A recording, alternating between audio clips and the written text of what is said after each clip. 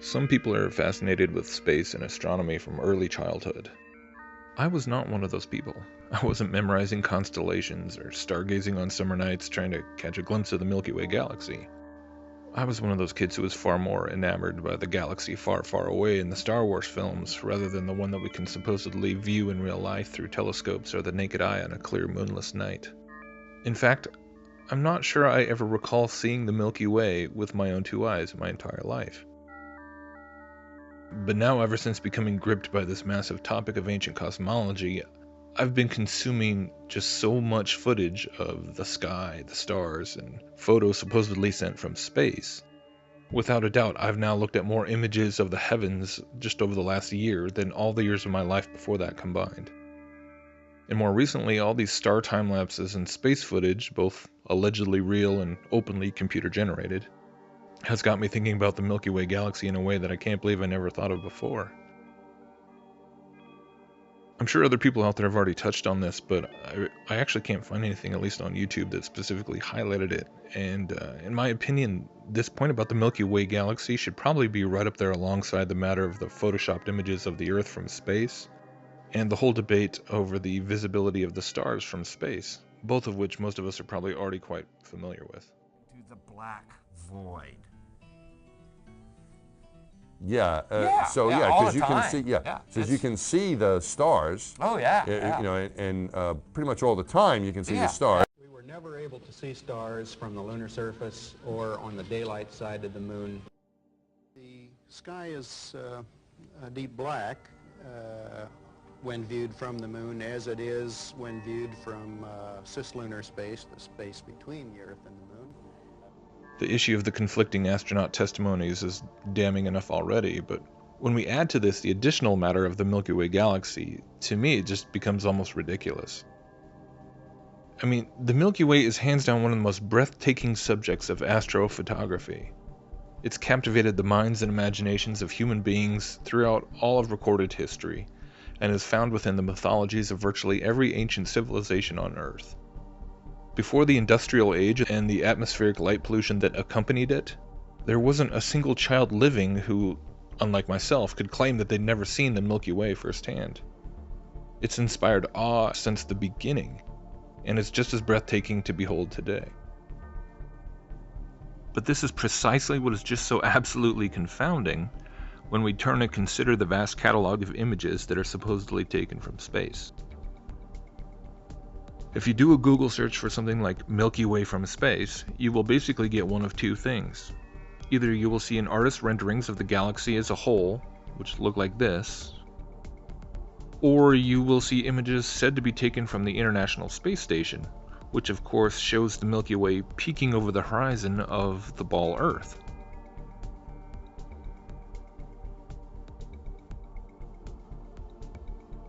And that's pretty much it.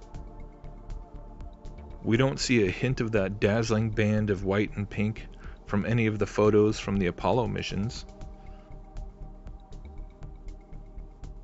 We don't see it in any Earth orbit spacewalk pictures.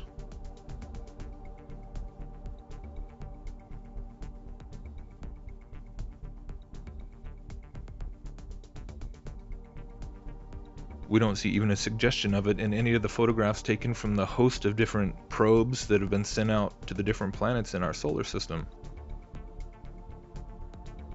And you really just have to stop for a second and consider the significance of this. When we remember just how drawn to this celestial sight we are whenever we see it from Earth. Because this is the whole point.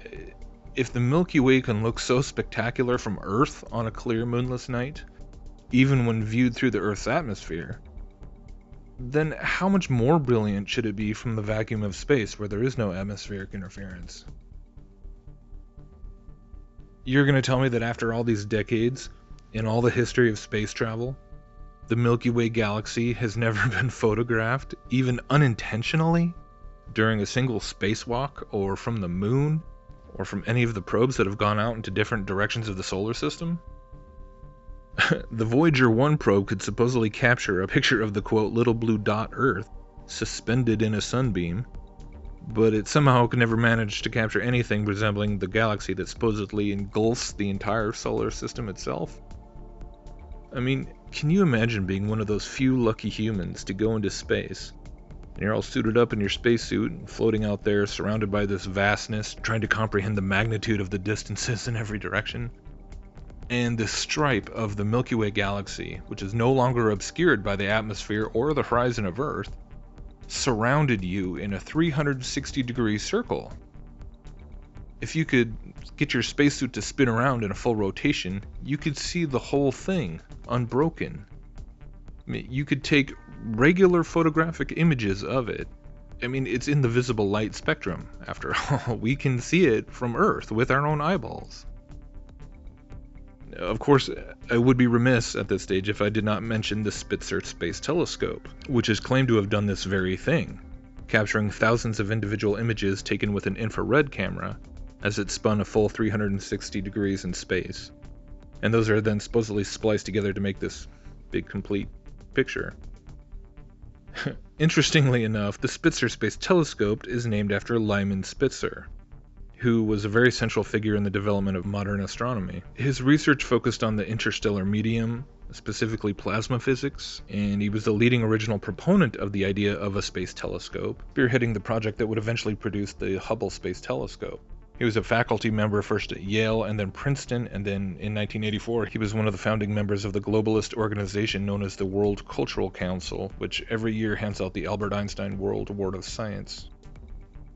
Oh, and did I mention he was also, interestingly enough, a member of the Order of Skull and Bones, class of 1935. So, very interesting indeed. Definitely gonna have to come back and take a closer look at him sometime. Anyhow, back to the Milky Way. What's kind of ironic about the fact that we never see the Milky Way photobombing NASA pictures of anything else in the solar system is that when we look at so many of the, quote, artist renderings or openly CGI depictions of things like satellites and probes and stuff, much of the time the artists will go ahead and put the Milky Way in the background, presumably because they of course think it looks much more visually engaging than just a black background. And of course the assumption is that it would be quite visible.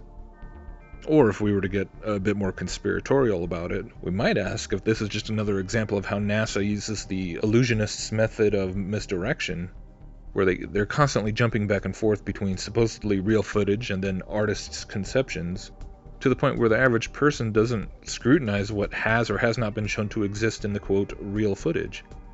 Our brains just kind of fill in the blanks, assuming that we've seen the Milky Way in real space footage countless times. Just like we all assumed we've seen countless photos of the globe, until we actually stopped and tested that assumption. This picture I thought was particularly interesting, kind of funny, because it was created by an artist as a conceptual representation for a project supposedly in the works by this International Lunar Observatory Association, which is proposing to try and put a radio telescope on the south pole of the moon so that it would be able to get a better shot of the Milky Way galaxy. So of course they show it here in the photograph, even though it's a radio telescope.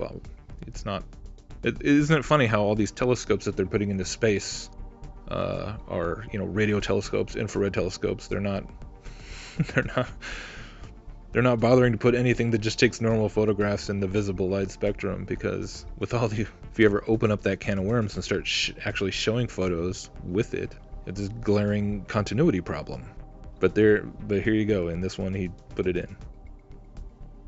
Another aspect of the Milky Way that I think is very interesting is that it really is the foundational piece upon which all the modern astronomical theories regarding things like nebulas and star formation seem to be extrapolated from. Remember that prior to the Hubble and all these amazing photos that it supposedly provided us with, the Milky Way was pretty much the only thing in the sky that had this flowy, milky, cloudy appearance, which we are told is massive amounts of cosmic gas and dust. Personally, I think the Milky Way was the inspiration for both the pseudoscientific theories regarding nebulas and how cosmic gases create stars and everything, and the artistic depictions of all those awe-inspiring nebulas. I basically suspect that they just started airbrushing different nebula shapes and colors that were all modeled after this style originally found in the Milky Way. And speaking of cosmic gases and nebulas, that again is another perfect example of how modern astronomy is absolutely inseparable from the theories of cosmic evolution. Nebulas house baby stars in every spiral arm of the galaxy. These regions are the nurseries for new stars. There are young stars in these regions that are heating up gas clouds that surround them and making those gas clouds glow pink. Stars are made out of gas, basically, and our galaxy has gas. In fact, our galaxy, you can think of it as having an atmosphere of gas and dust that surrounds all of the stars that we see in the disk. And it's from this gas that new stars are born. By observing nebulas at different stages in their evolution, the story of a star's birth begins to emerge. It all starts inside a cold, dark cloud of dust and hydrogen gas, where a quiet tug of war begins. The cloud wants to dissipate, like smoke in the air, but gravity wants to pull it together. They're in a kind of balance between gravity pulling in and gas pressure pushing back out. Gravity wins, and the material crunches down into a disk that is the beginning of becoming a star. As gravity pulls more and more gas towards the center of the disk, it gets denser and denser and hotter and hotter, until finally, at 18 million degrees, a miraculous transformation takes place. Hydrogen atoms fuse together to form helium, and with a burst of nuclear energy, a star begins to shine. These stars eventually get their nuclear fires going in the core, and when they do, they heat up. They can expel the material that's around them so that it kind of clears up the neighborhood. Over the next few million years, winds blow the surrounding gas into spectacular swirling patterns. It blows away the gas, it blows away the dust, and it lets us see this beautiful new thing, this place where the star has been born. And so, once again, we see that the explanations coming from NASA and all the other space agencies are absolutely predicated upon the assumptions of massive expanses of both time and space, and the assumption that gravity must also exist to pull these cosmic gases together over millions of years, crushing it together until it becomes so dense that nuclear fusion occurs and the star ignites.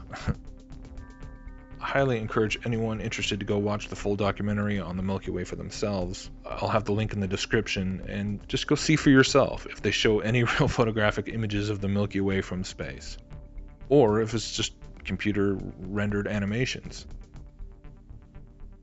And then as you watch that, you tell me how interwoven everything they say about nebulas and the formation of stars is absolutely inseparable from cosmic evolution.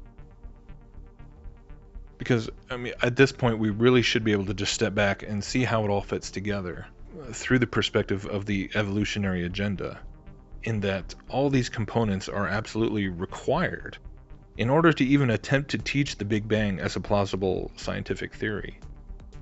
You need a vast universe, Copernicanism, full of particles, atomism, which gradually pull themselves together, gravity, until erupting in a nuclear explosion to create stars, nuclear physics, quantum physics. And when you really simplify it down like that, it's pretty astounding. Without Copernicanism, atomic theory, gravity, and nuclear physics, there is no Big Bang theory. Simple as that.